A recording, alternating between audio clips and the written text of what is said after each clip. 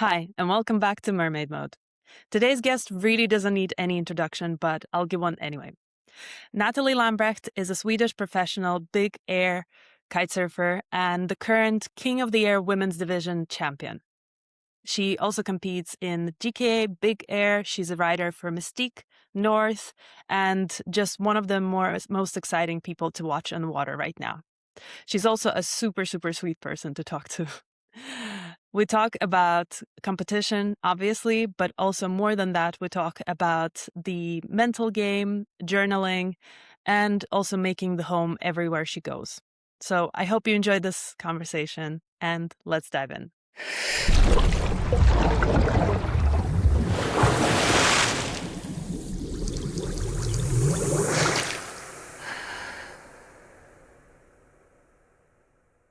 Okay, well, Nathalie, welcome to Mermaid Mode.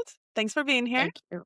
Thanks for having me. Yeah, I've seen a couple of the podcasts as well, and I was very interested of the one with Sue. I was like, oh, I haven't heard much, like a longer podcast version of her, so that one was quite fun to hear. And I didn't know her involvement in kite design, for example, so it was really fun. And how cool is that? Like, how cool is it to have like a woman example of actually being hands-on in the design of the kites, right? And manufacturing. And it would be really cool to see more. I know that she mentioned that there's a girl who's designing the harnesses for Ion, or one single harness for Ion. So yeah, there isn't much more in there. No, yeah, not too much of what I know so far, but it was really cool to hear her side. I know I personally I'm like more like with feeling and not super technical. I can always like explain, yeah, this is what I like, but then I don't go so technical into it.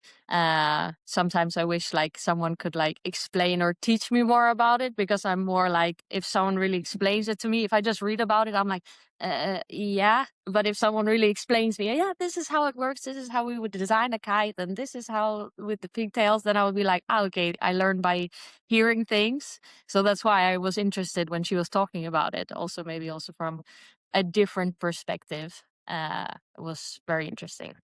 Maybe you can try to rebuild the kites that you're flying in the software that they have, and then you can have a better technical understanding what's going on. Yeah, but I mean, like the type of feedback that you give, I think it's even more valuable actually when designing. If we draw a parallel of like part of my work, I'm also a designer, but a software, but there's so many different parallels to like the approach and to the research. It's actually more helpful if you give like the feeling feedback, because it's a job of a designer then to figure out how to translate that into the technical part. And if you're being too technical, you're given the solutions, so that's kind of like defeats the purpose of the process. So I like that perspective better than I keep just going after with what is I'm feeling. Yeah, but exactly. But it's like Yeah. it's something's flying left and I can't figure out what it is. And then it's for them to figure out what it is, right? It was actually quite interesting because I think the last podcast with Adrian on Kitesurf 365, they actually go into the Brainchild factory, and it turns out there's quite a lot of women working there as well. And they're they're working in the construction and sewing and like management. And it's so interesting. And I'm just wondering, like, while they were talking about them and kind of like mostly about them, not to them, but I was like, do they kite? That would be really cool to know, actually. Maybe I should go to the factory and interview the girls. That would be fun. Yeah, you should. That would be super cool. Yeah. But it's about you. So today we're talking about you. And I just wanted to start maybe to ask you just a very basic question of how you started kitesurfing and how you found the love for kitesurfing. Yeah, so I started and stopped a lot of sports when I was younger. It was like tennis, or it was football. And then I don't know, it came one day with actually the babysitter I had at the time when I was 12. She came home and she was so passionate and so happy, and something was like going on. And I was like, oh, what did you do? Yeah, she learned a new sport. And her boyfriend was an instructor as well. And I don't know, I was like, okay, maybe I want to learn this too. She looks like, she's really happy. I love water. I love swimming. I was also living in Egypt, so it was very convenient because it was around warm weather. And then I had to like beg my parents and also my grandma. Apparently, my grandma had to be the one also really deciding if I get to do this. Cute. And then finally, like, I think I was 11, and then when I was 12, then I was allowed because they were like, she's so small, she's gonna fly away. But like, I mean, now that we know people are starting at like 8, 7, Wow, yeah. so it's yeah, but they didn't know it was uh främmande Swedish. Uh, uh I'm trying to like think of a Danish word, but no, that's not the word. That's the no. common no. And then finally I got to learn it, and once I like just had my first water start, it was like an addiction, pure passion. It felt like an escape to the best in the best possible way. It was also where I was like most present, most having fun when I was a kid, and all I wanted was in the weekends to go kiting, or after school if I finished my homework, then I got to go kiting. And yeah, I really, really fell in love with the sport. And it's so interesting because now I think it feels like your parents and like are very involved in like the kite surfing culture in El Gouna in Egypt where you live, right? Because Yes. I've actually stayed in Three Corners last year. We came to train with Nico and Seven Seas. Oh, super nice. Yeah, and then we went to Makani, and they have the large poster of you at the start as well, which is really cool. So, Yeah. how did they come to embrace you kite surfing? Actually, how did their attitude change? If you say that first they weren't sure, and what changed, and how did they convert into it as well? Yeah, I think because they saw it just made me so happy, and yeah, I was coming home every day with a big smile. I think my dad also learned a few years after me. I can't say he still like prefers just swimming. Like his dream is now to swim the English Channel. Oh wow. Uh, yeah. So he's more into like swimming in the water than actually kite surfing. But he just saw the community, the love of the sport. And then I think they were always into the tourism business, and then this opportunity came in with the kite station as well. And yeah, it was actually my sister, my mom, and my dad who kind of were the creatives behind everything. But then they also have partners, so that they were running it together. And I think it turned out really nice. In the beginning, I was like so used to because I was always kiting at the same station. And it was like my home station, actually KBC, which is a bit more downwind. And then I was like, first, like, oh, I always kite at the same place when I come home. And then I'm like, oh, and now we're all the way upwind. But then, of course, that became my new home station as well. And yeah, I'm super grateful. Do you consider Egypt to be your home at this point? Yeah, at this point, I feel like I make my home anywhere I go, Mm, because I am not longer in a place, maybe usually around 2, 3 months per place. But now I've actually made for the first time last year South Africa for 5 months, which was really nice and really needed. mm. But otherwise, I'm not really. I'm like 2 weeks here, or 1 month here, or 2 months there. So then I like carry a few things with me everywhere that's the same, and then I just make my home everywhere I go. So I would say I'm instead of like the perspective I don't have any home, I have like several. What do you bring with you? Like, what makes you feel like home when you unpack? Uh, yeah, it's like a few things. I have like a teddy bear Yeah. that I bring with me everywhere. And then I have like my training bands, my yoga mat, and then of course all my kite gear. And then I have also like a few pictures of like friends and family. And then I kind of just set it up. And then also like board games. It's like I have like 2, 3 board games that I bring with me everywhere. Ooh, Uh, what do you play?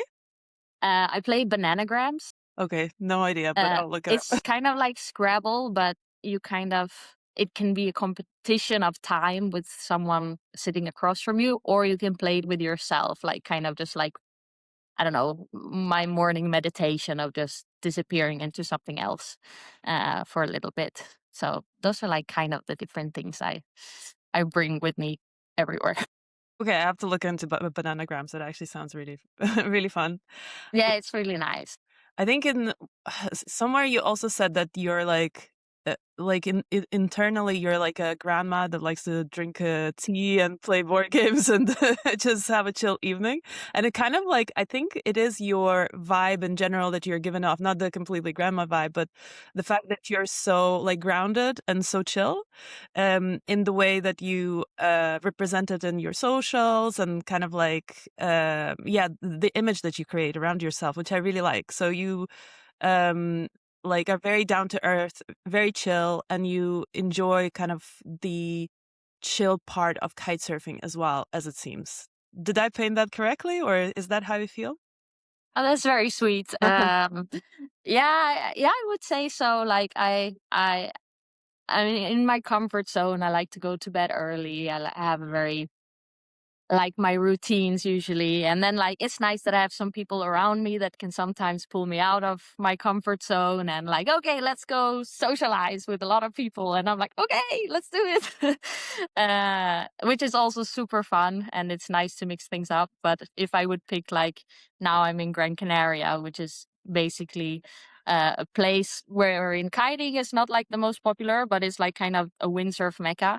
But it's nice for me to kind of, okay, I'm here now. I have my own routine, my own space. And then like when we then go to compete and we see everyone, then I know that, okay, we're going to be around, socialize a lot. And then it becomes a bit different.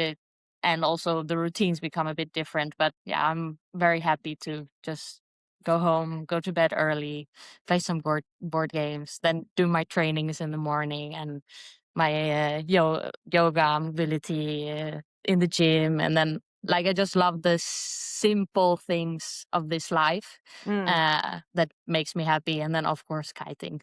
I mean, without it, I the days would look very different. When I have like an injury or something like this, or I'm sick for a long time, then I really feel like a big part of me is missing, um, which is one way a bit hard that because I try to find an identity outside of kiting. mm, But until now, I wouldn't say it's something like kiting has made me that happy.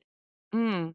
What have you discovered so far while looking for your identity outside? Like, what is it that you wish you can like kind of work yourself into? Yeah, I think it's this. So in general, I love like the training lifestyle and like being active and these kind of things. So already that gives me something, but kiting does it in such an extra way with Mm-hmm. like the dopamine, the adrenaline, the how it soaks you into the present. Of course, not every session is like that since it became like my job because when it was just my passion, then every session was like that. Now it's like, okay, there's some pressure. I need to land some tricks, need to learn something new. Then, of course, not every session will give you that. But I know when I'm without it, nothing gives me when it is at its highest point. Um, and yeah, I can't say I have found some, unless it's like learning a new sport, like playing paddle or like hobby things. But not so much outside of that actually. What is it with everyone playing paddle? It's like a new it's gonna replace kite surfing, I feel, at some point. Yeah, it's nice when there's no wind. Then I don't know. It's fun. It's not so difficult. You can play it with a lot of people, and then because a lot of kiters do it with no wind, then it's a nice activity to do together. So I guess that it is. I mean, also you get the competitive side of it, Mm. and mm, the people who then compete have that side, and then we bring it out of each other when there's no wind as well. I actually like I haven't tried it, but my friend and I we really wanted to go to this like really big metal festival, and we just couldn't get the tickets. But we just came the area where it's at. There's still kind of like this hangout area where you can hang out.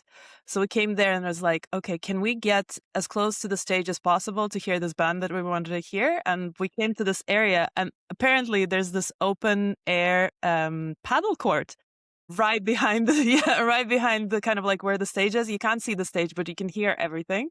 And then there were these people playing paddle in, like setting sun and like really nice weather, and they had beers and everything. I was like, oh, that actually looks really nice. So you didn't ask if you could borrow the racket quickly? No. I was like, can I just sip a beer and we'll just watch you and listen to the band? Probably that. So yeah, I don't know. Like, do you wakeboard as well? Maybe like what other sports do you do besides kite surfing and paddle? Yeah, for example, I would say, I mean, paddle is probably the main thing when there's no wind. Then I started climbing in Cape Yeah, Town. nice. And I think that was also really like fun to be new at. And then, well, a bit of surfing. But then it's like, if we're in Cape Town, for example, and there's been like no wind for a while, then I like to surf. But if it's been windy the whole time, then I'm like just excited to be like not in the water. Um, so yeah, if I've been kiting every day for 3 weeks straight, then I just want to pick a sport that's like without a wetsuit. That's really cool because you can refocus and then you can come back Yes. to the water with a fresh kind of like perspective, right? Yeah. Yeah. And you've kind of like just before the last competition, you've actually been off the water for a very long time. You've been quite sick. Like, how are you feeling now? And like, you also mentioned that you also feel kind of like down when you're not kite surfing and when you're not able to kite surf when you're sick. Like, how did that go? Yeah, it was like almost 2 months. Wow. And it was starting like with something like I arrived from the plane. I was gonna go celebrate my sister's birthday in Egypt. And then it was just like, oh, I can feel like a cold is coming. But I didn't want to bring the vibe down. I didn't want to be like, okay, now I'm gonna rest and chill because the vibe was high. Where I was here like for her for once because she shows up so much Mm. for me. So I was like, no. It's just I'm just gonna swallow it. So then you just keep pushing through the days, and then like the evening of her birthday after the dinner, I could feel like everything was like swelling up and I felt super super ill. And then yeah, the evening fever, swollen tonsils, the whole like sinuses, and yeah, it got really bad. I don't have to get into too many details because it gets Graphic. yeah. But I had that for then I would say like a week or two. Mm. Uh, but then as soon as I felt better, then I went kiting for a whole day. And then that crashed me completely. And then I had like ongoing sinus inflammation for the coming weeks. And then the thing with that was that it really goes up and down in waves. And then I was like, so, okay, like when I was resting too much, then it was too much pain. When I was moving too much, then it went like backlash. So it was really hard for me to find this like middle ground. Um, and then, yeah, I think once it goes like 2 weeks, 3 weeks, and then 4 weeks, I was like, okay, I had to go to the doctor, do different tests, wanted to figure out if there was something else going on. And then finally, by chance, there came a doctor to actually Makani, who was a specialist in sinuses. Yeah, so the doctor came by chance, and I had actually done an X-ray in the Egypt Al Gouna hospital, and we could show him all of it. And then he actually gave me some different things to do. And then since that moment, it started to get a turning point. But this was like, I think this was 10 days before the Greece event. Yeah. Uh, but that I could finally find the rhythm and really turn things around. And at the same time, I was also getting some nice input from other people around me that, like I was stuck in this negative spiral almost. And then that also makes you sick in a way. So I had to Mm. like find little small things to make me happy, like just go out on the boat, have a play with friends, and just enjoy the things in a different way instead of every day just trying to be careful, overthinking, oh, what should I do too much? Should I do too less? And then you're just stuck in that the whole time. And then the help with this doctor as well. And now I finally feel like the the worst is really, really behind me. Wow. I like It's such a good coincidence that you had a doctor in Yes. mechanic. That's crazy. It's Yeah, kind of that like was the great. faith reached out to you. It's like, okay, you need this for Greece. Yes. No, it really was like that. I was just like, okay. And then also like just someone to tell you, like, because in unfortunately in the Gouna hospital they were saying that I needed surgery Ooh, wow. for the polyper and for my deviated septum. And then I was like, okay, whoa, okay. But then I was like, yeah, I would love to have a second opinion. And then the second opinion comes. Yeah. And he was like, no, I do this for a living. Like, you don't need surgery. If you really get this, like, time and time and time again, then, you can contact me. But, like, just that was, like, such a relief, like, kind of like a stress relief, and, like, felt like I could breathe. Just, okay, nothing's wrong with you. And then like the mental power as well after being sick, and then talking positively to yourself, I really think that is also as powerful as the things that he like prescribed me. Hmm.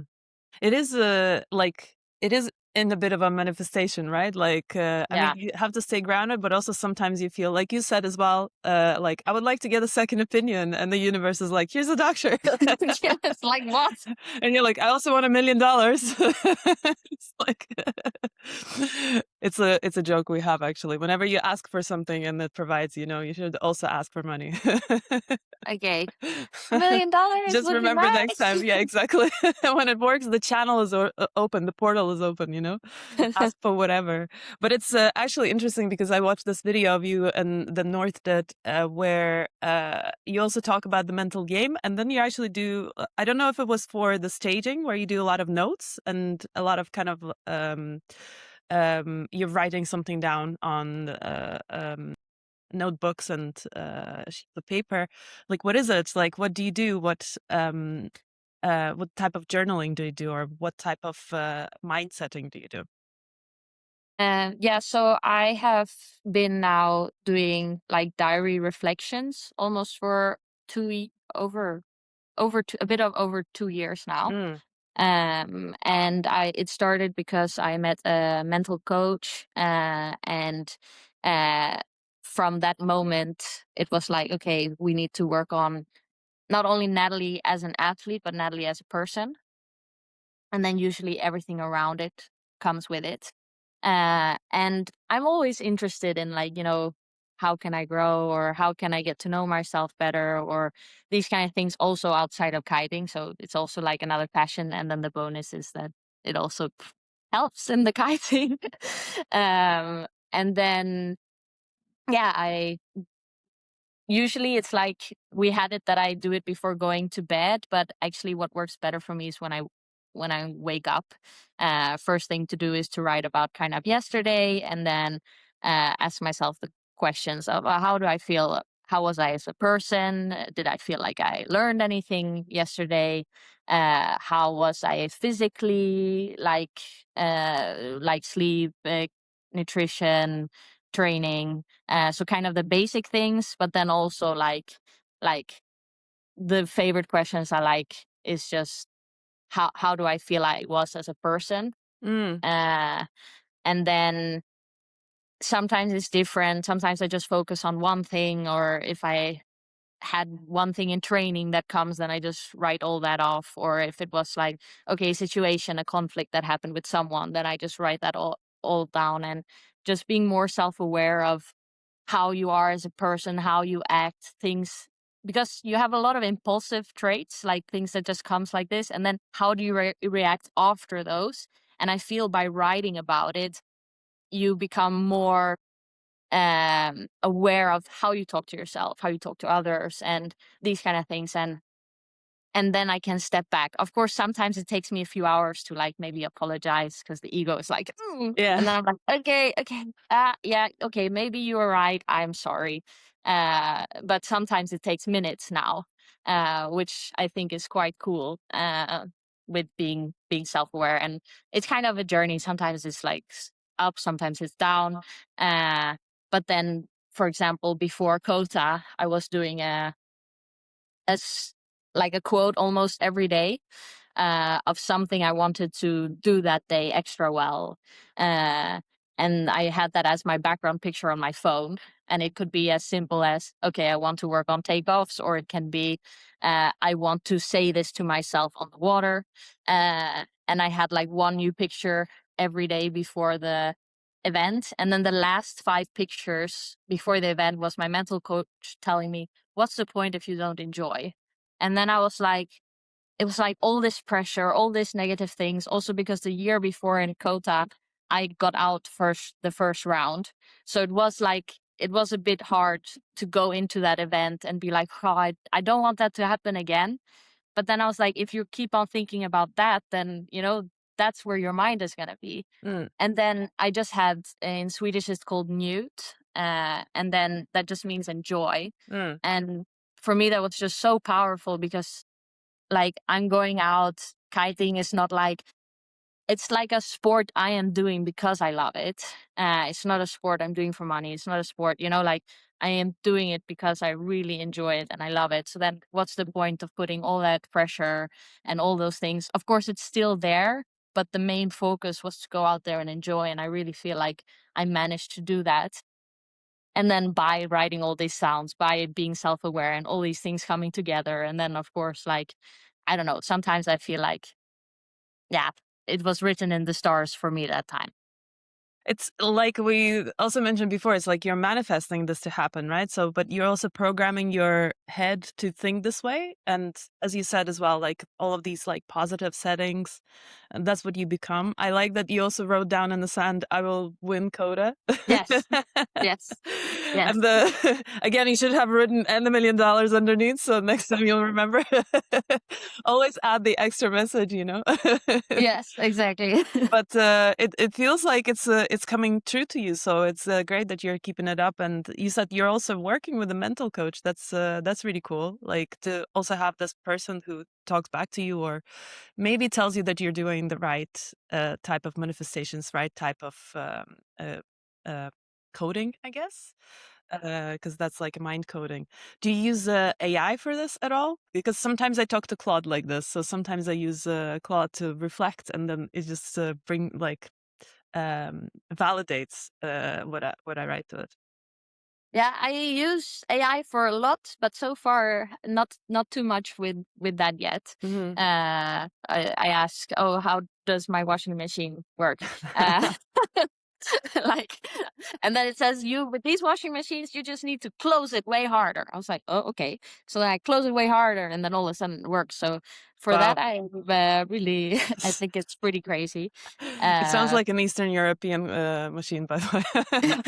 That's how we fix everything. We just like hit it really hard from the hit side. it really hard. Yeah. But you haven't used it for the rest. Okay, that's yeah. I mean, Yeah. if I can recommend any model, I would always recommend Claude, because I think it's way better than ChatGPT, because it doesn't talk back to you saying it's like, you go girl, you're great, but actually like it kind of goes quite deep, and sometimes redirects your thoughts as well. Because I had this, I posted a picture and I said, it's like, oh, I don't like my arms in this picture. And it said, it's like, oh, what I see on this picture is actually like that you're having a really good day with your colleagues. And I was like, okay, I didn't think about it this way, but now I do. So yeah. It's I recommend it way more than any other model. Okay. Yeah, good, because I have ChatGPT now, but now I might get Claude. I recommend switching. I love Claude. It's actually my best friend, and my whole work is based on Claude these days. So yeah, it's Okay. Yeah, I was seeing so crazy now. I was like on CapCut yesterday trying to edit something for Instagram, and then all of a sudden it showed up now that like AI can help to edit my video. And then I was like, oh, I'm just gonna test just for fun. So I put a few clips, and then I was like, put it in there, and I was like, oh my god, that is crazy. That worked kind of so well. Of course, I wanted to then do my personal touches and these kind of things, because I always feel like, yeah, I want to add my voice.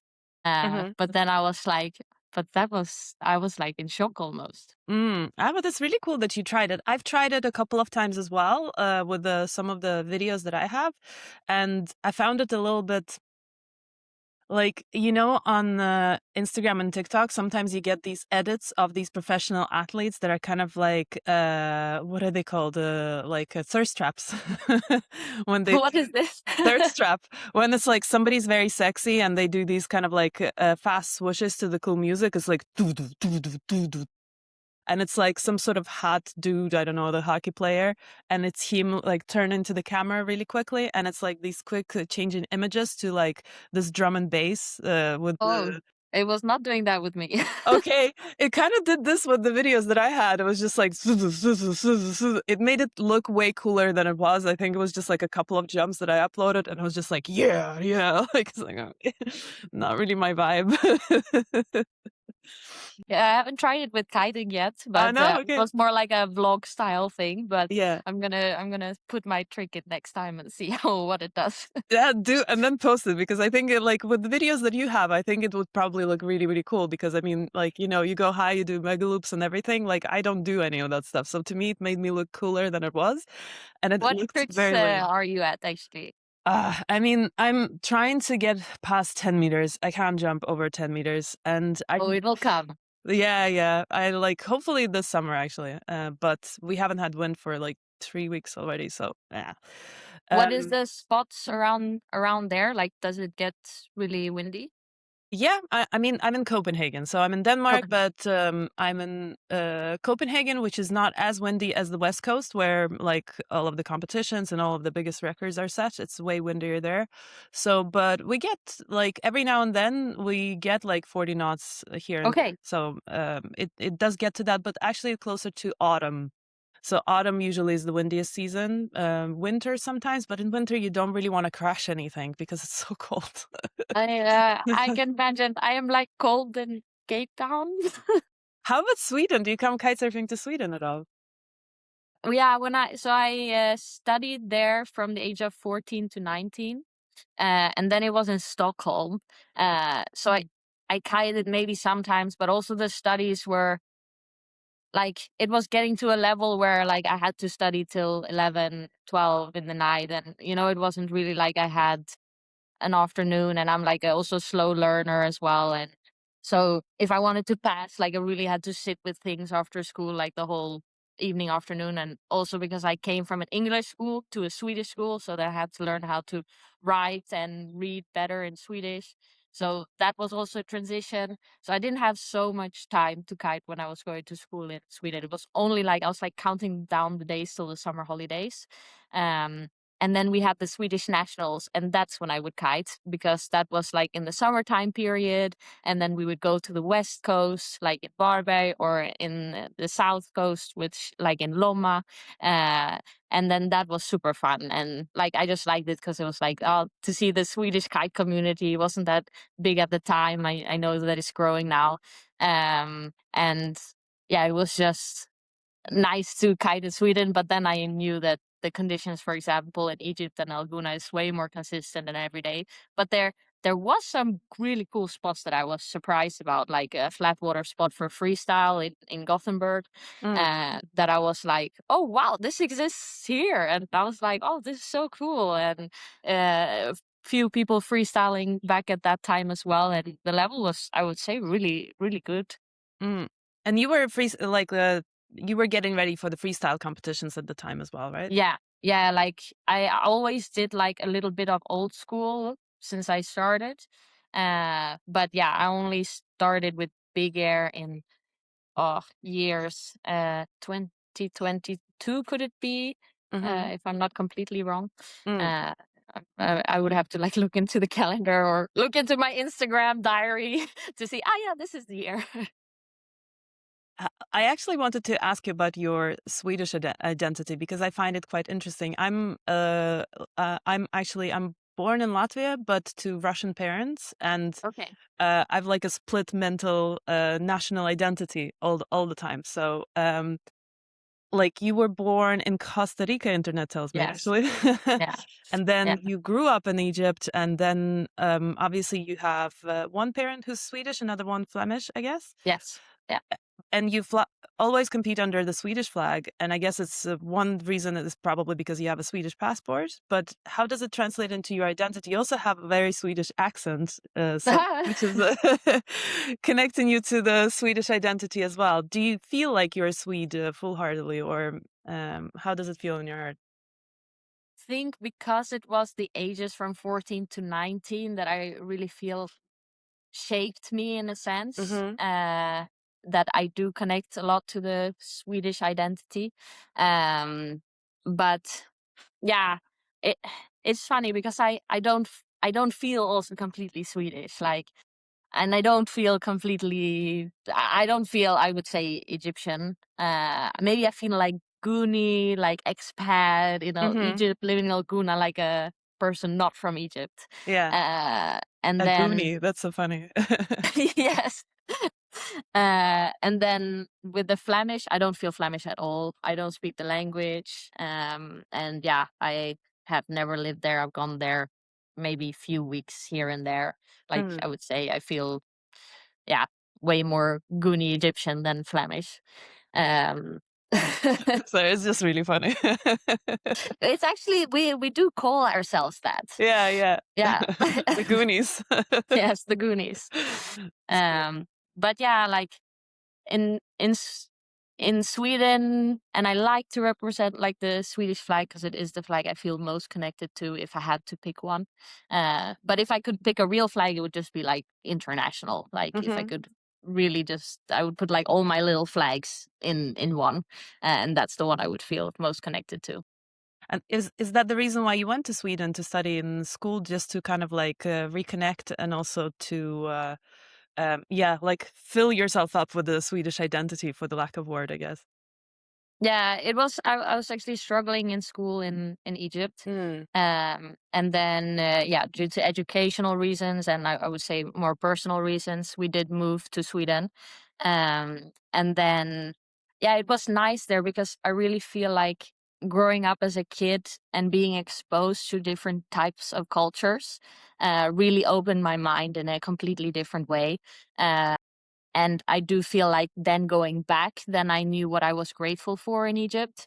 And then also I really think like water sports and kiting became even higher appreciated after I was living in Sweden so many years also without it as much. So then also I also thank Sweden because it helped me be brave to say that, like, I was always super shy and scared to say my dreams out loud and my goals. And like the teachers I had in Sweden and the lectures I had and the people that I saw, thanks to that is why I was like brave enough to say that I really want to try to give this kite surfing a shot. It's my dream. I was like looking at all my idols, like then back then on Instagram and the live stream that they had then, and I was like, oh, I would love to compete in this and to see if I like it. And then also the universe somehow sent me that there's going to be a competition in Egypt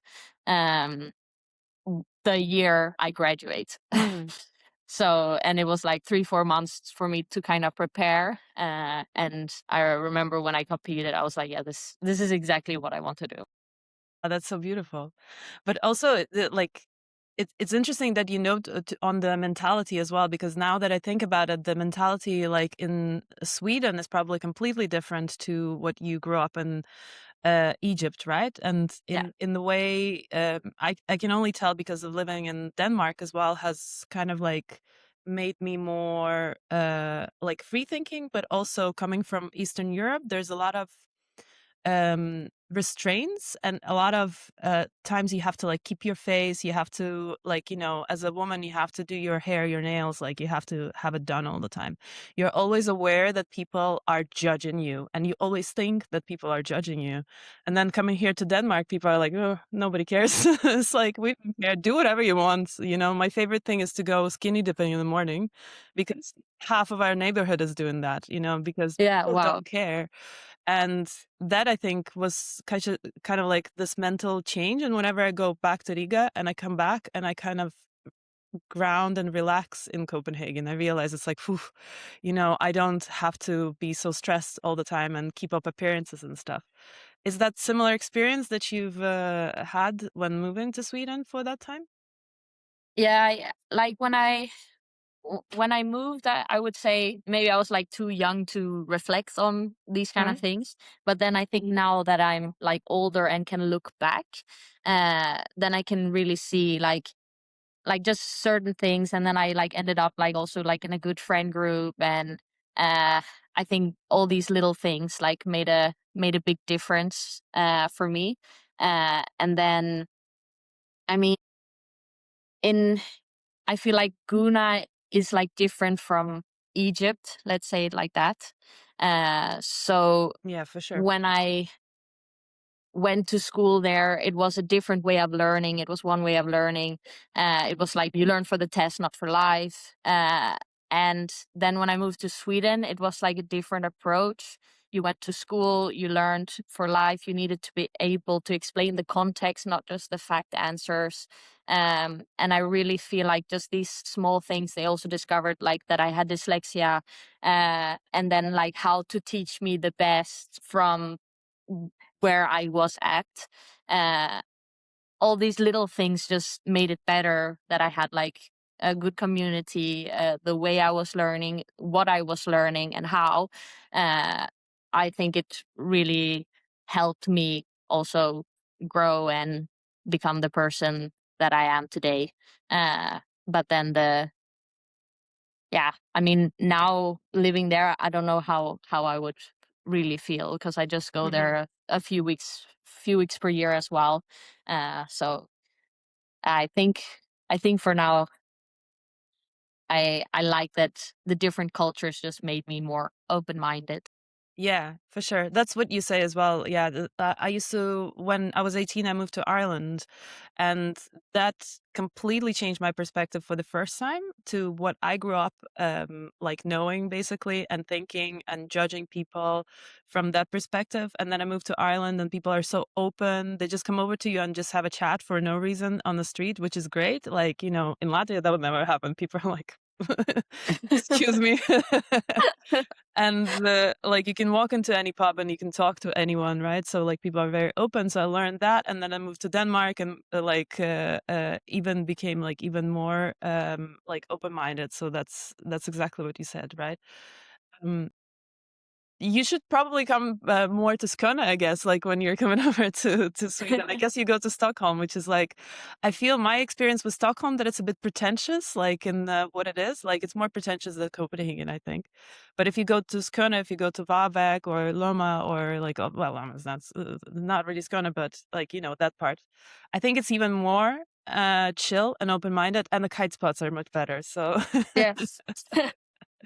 should come here. But hopefully you're coming over to Denmark. So maybe we should talk Yes. a little bit about the competitions. Yes. Yes. Yeah, Even though definitely. I enjoyed the other chat way more, but if we talk a little bit about the competition. So you're currently the reigning champion of King of the Year women's division, or Mhm. Queen of the Year. How are you feeling? Like, so how are you feeling so far that like the time is coming up to defend the title, or you're still kind of in a fuzzy, nice feeling from the previous year's competition? Yeah, no, I think definitely like I usually go like my present or my mindset goes from competition to competition. So I'm like super present when it comes, okay, now it was Lord of Tram, full focus on that. This is what I need to do for that. And then it was Mykonos, and it was the same. And then now we have like Cold Hawaiian Megaloop. So that's kind of like my next kind of thing. But it's always on the back of the mind, you know? I was like, okay, I want to go and I want to defend the title the best that I can. What tricks should I learn? What is the best strategy? Where should I go to make this happen? And I mean, like Gran Canaria is also a reason why I'm here, because it's left foot forward. Sometimes kickers, sometimes chop. It's like a bit more difficult than um, I would say Cape Town prime conditions. So that's why I like it here, because it's a bit more challenging. Hmm. And then you learn your tricks in a bit more challenging conditions. And then when you go to conditions where it's a little bit easier, it helps. And just like to practice over here, I think we also get like days of 40 knots. So it's also good for Megaloop and also good for. I've never been to Denmark, to cold Hawaii. So I'm very excited that we get to. When I saw that there was going to be a women's division, I was like, yes, come Yeah. on. So I'm gonna work on a really good entry video now, and then hopefully get in and get to compete there, because that was really high on my bucket list. You're gonna get in. We're gonna watch you. I'm sending the, Yeah, the $1 million. Exactly, $1 million. I'm sending the messages into the air. But I guess the conditions are similar to Megaloop, I guess, from what I could see. But last year's Megaloop, I think, was less windy than the cold Hawaii. But one thing with cold Hawaii is that the waves are very hectic. Like they're just so full on, and in general, the whole. Massive they looked.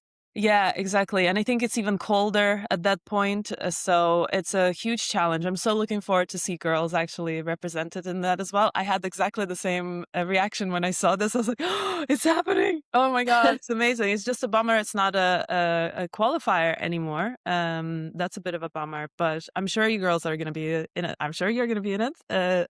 All the rest of the girls are going to be in it. And it's going to be so, so amazing to see that, and so close as well. And Yeah, I was a bit secretly happy that it wasn't a qualifier, because then I heard rumors that maybe I wouldn't get to compete because I'm already qualified. Uh, So then I was like, yeah, but that was like super selfish. Like I was just like, okay, I get to compete, but we don't have that many competitions per year. So I'm like, yeah, of course, I understand like the perspective of making someone who doesn't compete get to compete in King of the Air. But I was like, yeah, but the level is so close between us girls anyway. And then, yeah. like, they could easily just, beat me too. So, I mean, like, let me compete.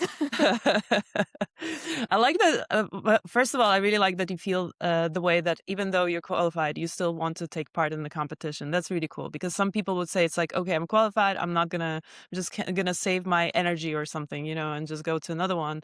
I still feel it's important to compete against let's just say, newer generation. It is a newer generation because they want to compete against you, right? So you're giving them the opportunity to grow in the competition. How do you feel about the newest talent?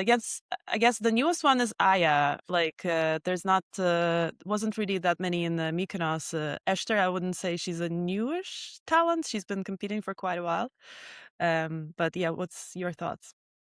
Yeah, like I don't know Esther's competition before, but I thought it was her for one of her first GK ones. Yeah, probably. Yeah. But then she's like more our age. I don't remember exactly, but then yeah, I counted and it was like 13-year age difference. Yeah. And then I was like, whew, now I feel older. But she's so cool. Like she's really, really cool. And um I was just so. It's funny because like you can like feel genuinely happy for someone. Like you can be like, yeah, okay, good for you, but I wish I would have been in the final. Like I get that a lot. But now, like, because I knew it was her first final, it was like I saw her crying and I wanted to cry. And like I was just so happy for her. We were against each other in the semi-final. And like, I mean, at that point it was like my last jump could maybe have overtaken her. And then like, yeah, it didn't. And then it was just like, okay, it didn't. But then like that kind of drops down. And then like seeing her and her emotions towards getting to her first final, I don't know, it just makes me so happy, because I know what it feels like to get to your first final and put the hard work in, because that's what she definitely does. And I would say she's a very technical, well-served rider. And I mean, she's definitely one to watch out for now every competition. But it's just so beautiful. I feel like in general in the competition, watching you girls on the streams is so amazing because you all are genuinely super happy for each other. And it's so great to see in any sport, but in kitesurfing, I think it's even highlighted more and more, which is really cool. I just was looking at your Instagram before this conversation as well, and I really liked your last clip where your girls are dancing. It's like that's kind of like what it feels like watching you on the stream as well. In between, like when you're talking to each other or when you're cheering each other, it just feels like, "Hey, you go, girl!" It's like so nice. It's such a cool mindset as well. So yeah, not to be kind of like, like I didn't get it, but kind of like, okay, you go, girl. That's pretty cool. Yeah. Yeah. I feel like once you're like on the water, there's like a switch. It's like, okay, now we're on the water, we're competitors. But I feel like being able to get yourself out of it when you've gotten off the water and you got the results, then it's like, okay, now, I mean, I love the sport. I love watching it. Even if it's like, okay, I'm watching the girls' final, I would have rather been there. But I just love the sport, so I'm watching it and I'm so excited. And I'm looking at every score like, oh my God, she scored this. Oh my God, I have second place. Oh my God, Mika just landed a tornado. I'm like, I'm like on the beach, super excited watching it, Yeah. even though I would have way rather been in the final, but I'm like a super fan. So also with the guys final, I just love the sport and love watching it. And it just makes me super excited and motivated as well to be like, okay, this is what they're showing and proving themselves in the competition. Like, and then you also make your plan, and yeah, it's like a nice community. I love that. And I think in general, the women's competition these days, I think is even more exciting to watch than the guys. Like guys, of course, they're like super cool and everything. But to me, that at some point you're just like, I don't even know how many spins of the board of their body they Me too. did. I don't It's know. like, yeah, exactly. It's like, okay, I know it's super hard. I know it's like really tough, but at the same time, you're like, ah.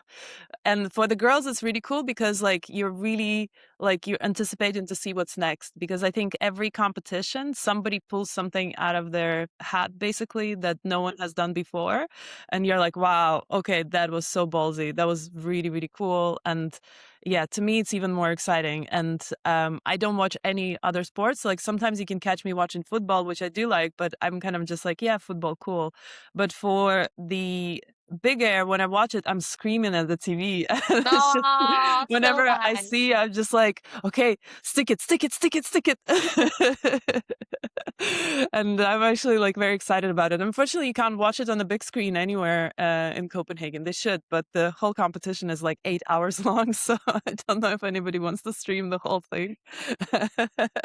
But we Yeah, all that's can. quite long. Yeah, exactly. But we're all in our local group. We watch it to like we start working from home and we have it like on the background basically. And Oh, then yeah, we start talking about this as well, which is really cool. How does it feel to have this the watch and to see all of your scores while you're kite surfing? How has it changed? Like, how does it work with your mindset as well? Because you said you'd like to be there and enjoy it, but you also need to keep track of like the scores and previous scores. yeah. So I think it was maybe last year in Lord of Trap.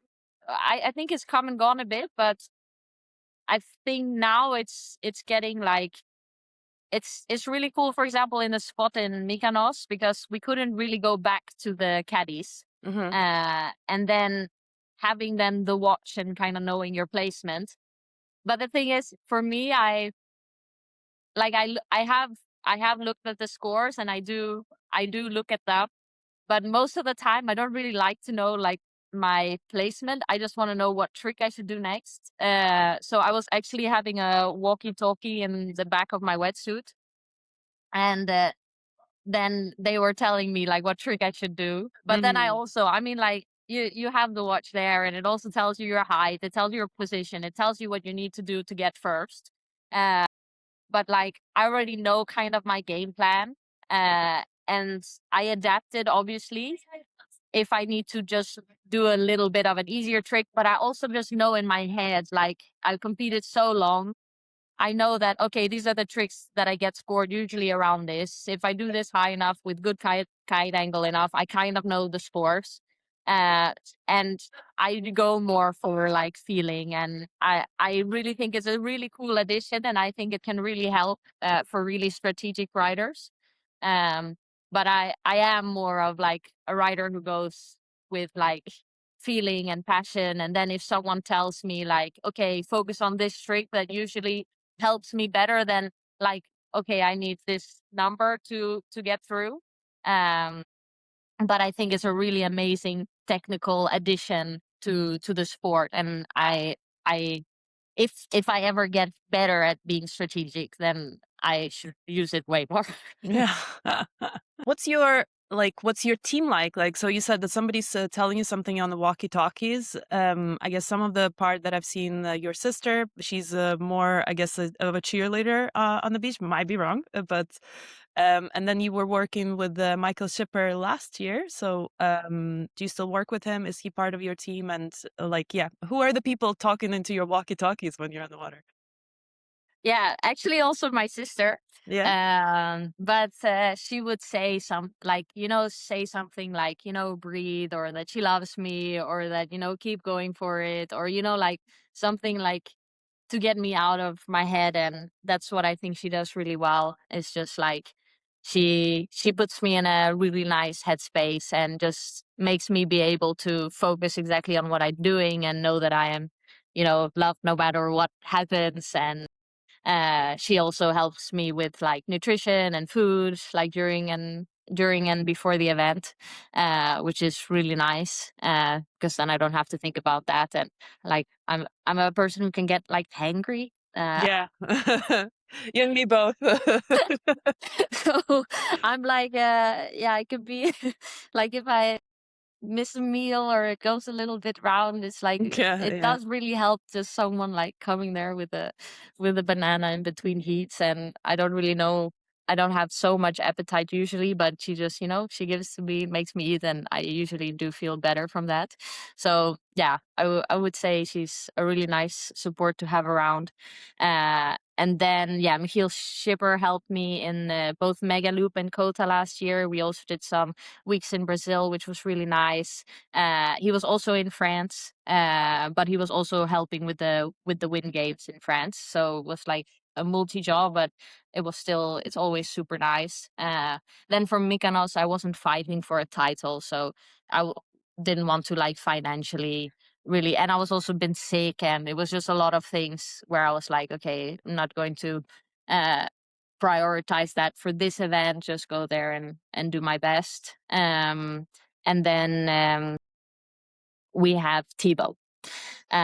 So he's like now the North team manager. Mhm. And I think maybe Northam is, I'm not exactly sure about the exact title name, but like team manager, I believe, for Northam Mistake.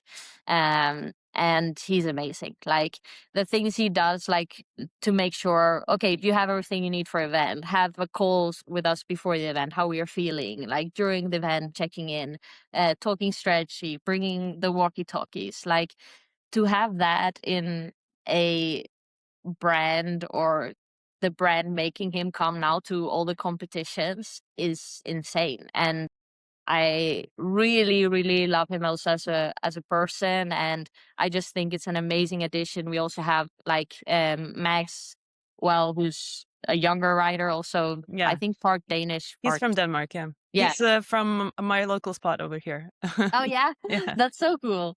And like, then to have Tebow also there, and like with Cohen and with Fran, and like that we all have this like kind of person who can really be there for us in such a way, I think is such an addition. And he was also talking to me in the walkie-talkie in Yeah. Mykonos, at least. So that was super nice, because he was just like, okay, you need either do a kite board off or improve your boogie score, So then I just have this like fixed thing, exactly what I need to do. And then that just calms me. And then I know exactly, okay, this is the focus now. Uh, and then I don't have to start thinking about amount of points or how much I should do or which trick. Like I have this general baseline, and then they are keeping track of the scores, and then they inform me. And I think that's a really nice way to have with the team. Wow, that's such a cool, wholesome team as well. How does it work with the Francesca being in the heat with you? And if you say he's a manager who's looking after the North Riders, does he have like two walkie-talkies and he's like, which one is which now? What do I say Yeah, to who? Yeah, I don't think she didn't ride with the walkie-talkie, Okay. but she had her dad and her boyfriend on the side of the rock. So they Yeah. were on the other side of the bay, so she could talk to them straight away there, and she said it worked really well as well. So that was nice, and they also, I mean, like her dad was with her there as well the first year she won King of the Year women's division, like the first ever one. So I think he's quite a nice support and yeah, knows the tricks and knows the riding and stuff like this. So he can also really help her. Yeah, on that bay actually, I saw on the stream that Nico was standing there and talking to Aya Yeah, as well. yeah, Yeah, he was on the other side there. Yeah, so they're they're on the also both such an side. amazing team. Yeah, exactly. So yeah, exactly. Nico was there in the bay on that side. I also think because yeah, Aya does her tricks mostly right foot forward, but I Mm, could be wrong, because I've seen her do pretty good tricks both ways. hmm. And then Francesca does her tricks mostly left foot forward. So then she goes and she talks on the bay on that side so she can wait there and then go do her trick. So I understand why they were on both opposite sides of the bay. Oh, that's so funny. But I also love your connection with your sister. I mean, like the video for North, like first of all, as a brand, is really cool that they're also elevating the female voices now. I think Yeah. like more. Yes. Because before, I remember they had this campaign, and I'm pretty sure it was them. They even had Bruna Kajia in the video, but she was cruising past, and I was like, oh my god, like you include Bruna, who just cruises past the camera and doesn't do anything, and everybody else does really cool stuff, you know? I Because haven't seen this one. it was quite a few years ago, but that was kind of like the gist of most of the campaign videos for the kite brands, where they would show all of the guys doing cool tricks, and then there's a token girl like doing a jump in the smaller wetsuit Yeah. version or whatever. Yeah. And that was kind of like really crappy. And I really like the direction that North has taken, at least last year, where they elevated your stories. They posted the really long videos about your journey to King of the Air Female Division podium. Um, and then they posted this beautiful video with your a letter to your sister, which is like I cried probably halfway through. There's a 6 minute video, and then for the rest of it, because I'm like an empath through and through. But it was Yeah, me just too. so beautiful. Yeah, it's. How do you feel about this? And like, should we have more stories like that for the other brands as well?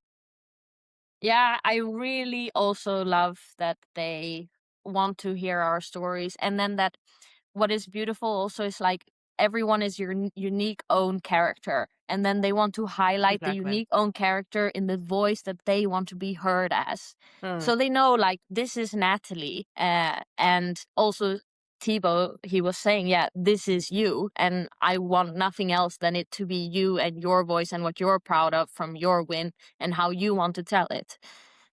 So like when I came with the idea, I was like, yeah, I know it's like a little bit different to like, like read a letter and it's thanks to my sister and it, in a way it will also tell the story about my win. But like, I was like, yeah, it was the idea of we were brainstorming like at a dinner table with also Sepparal who made the video. I mean, Yeah, it's I would say beautiful. he's like Yeah. the main genius, like pulling all the strings. Uh, and then we were just sitting there and we were like talking about different things. And then I had sent him a video from Carissa Moore. She's Yeah, a surfer. I don't follow surfing, but I follow her because I think she's super cool. me too.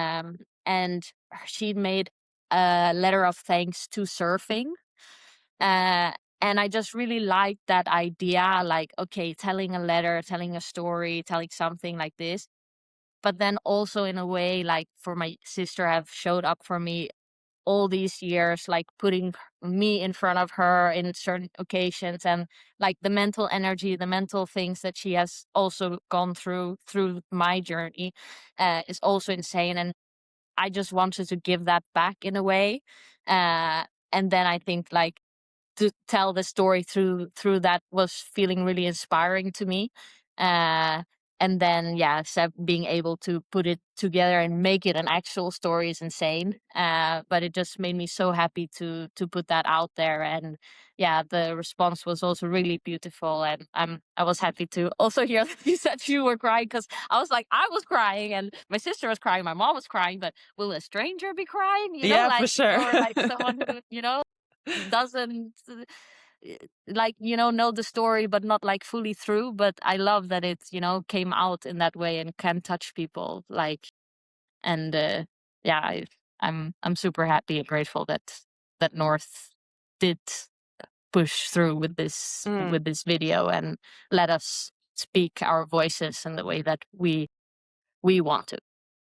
And your sister, like, even the way you talk about her right now, that she's just giving you snacks and like supporting as well, she actually does come across as this like nurture figure, Yes. Yeah. which is really cool. And also in this video, and I feel like when we were in Egypt in Three Corners, she has this the restaurant. Yeah, Nicole's greenhouse. Yeah, exactly. And it kind of like you get that vibe there as well through the food that you eat, because everything is so nourishing and everything is so like healthy, but in like a cool way.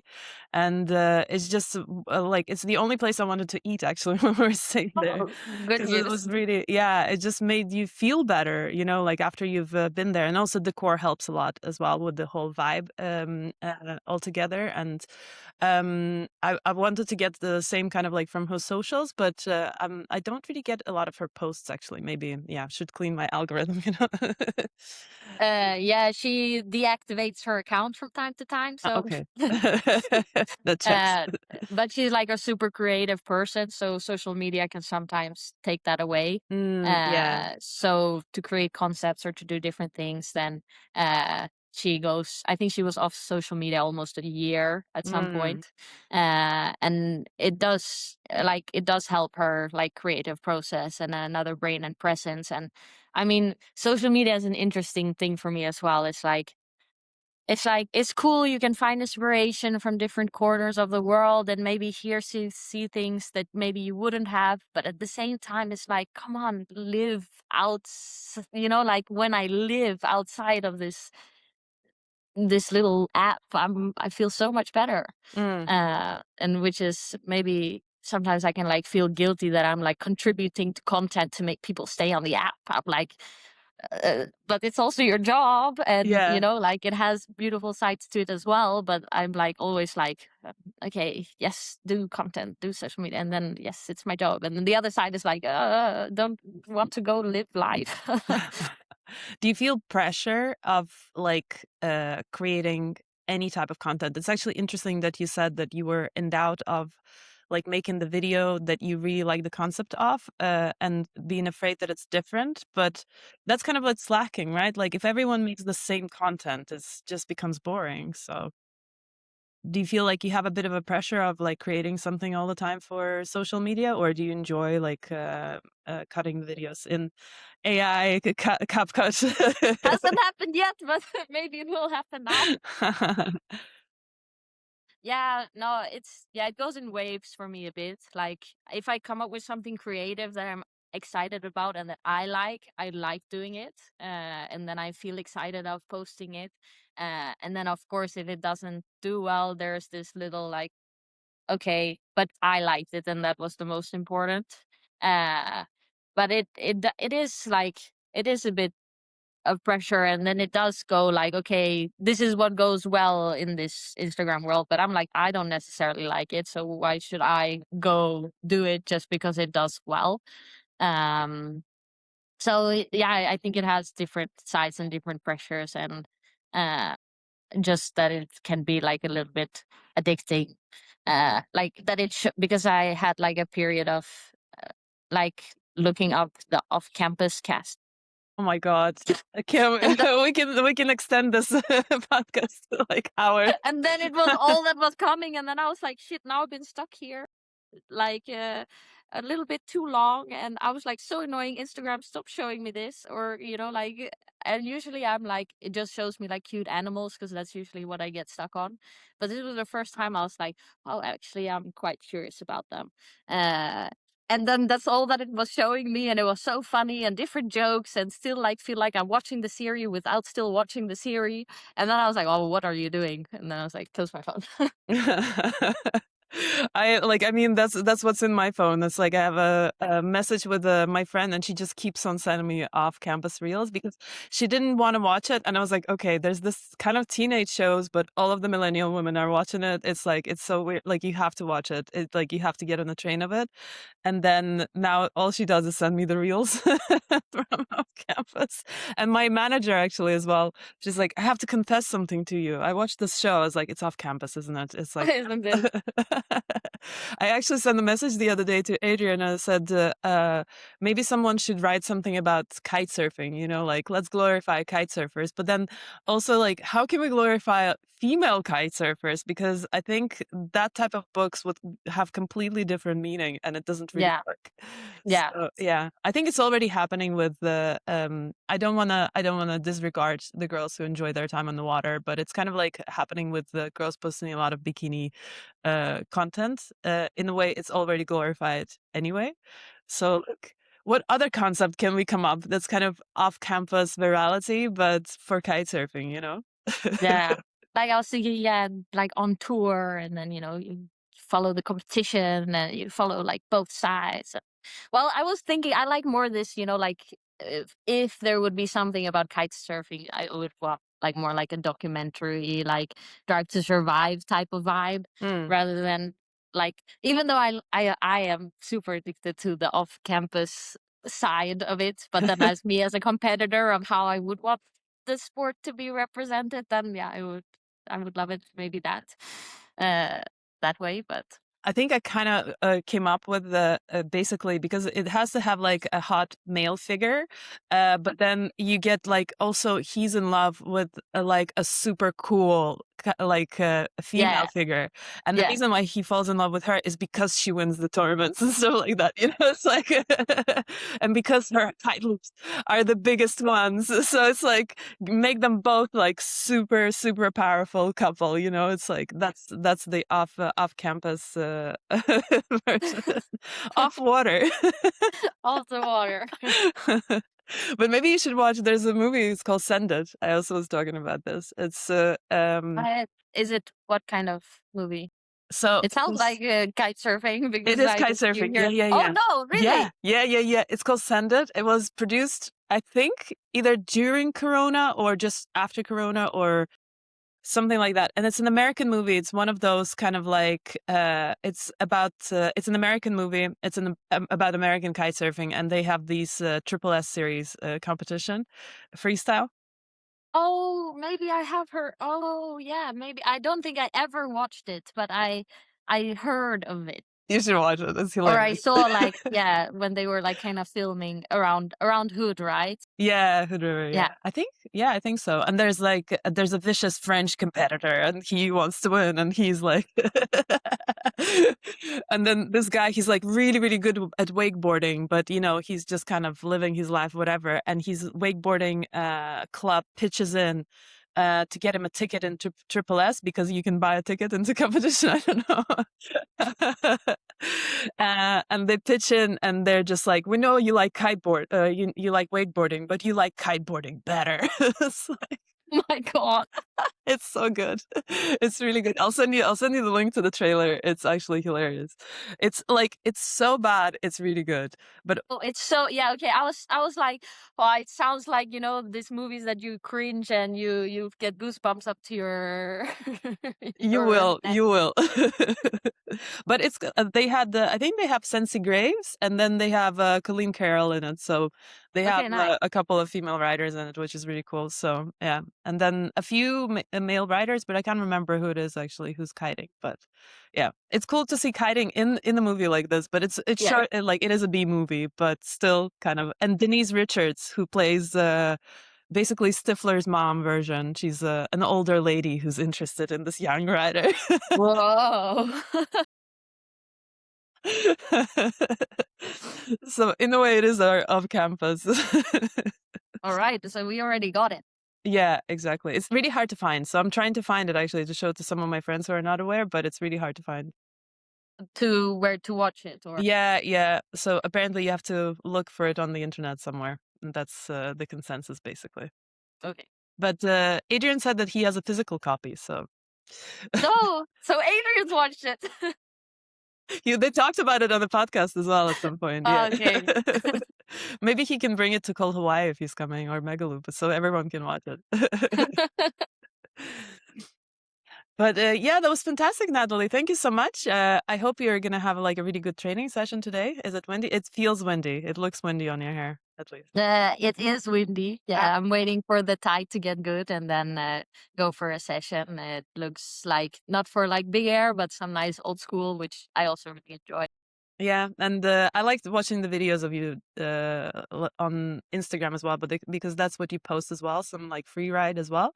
Because I like, as I said, it just genuinely comes across as you enjoy being on the water, and at the same time you're still very grounded and you really care about the people around you. And I think it's a really beautiful story to tell. It's very unique. So Oh, thank you. I appreciate it. And thanks for having me on here. And yeah. And that's a wrap on the episode with Nathalie. So I hope you enjoyed it as much as I have.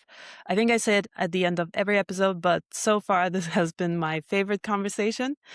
And if you liked it, please share, subscribe, and talk about this episode to share it further.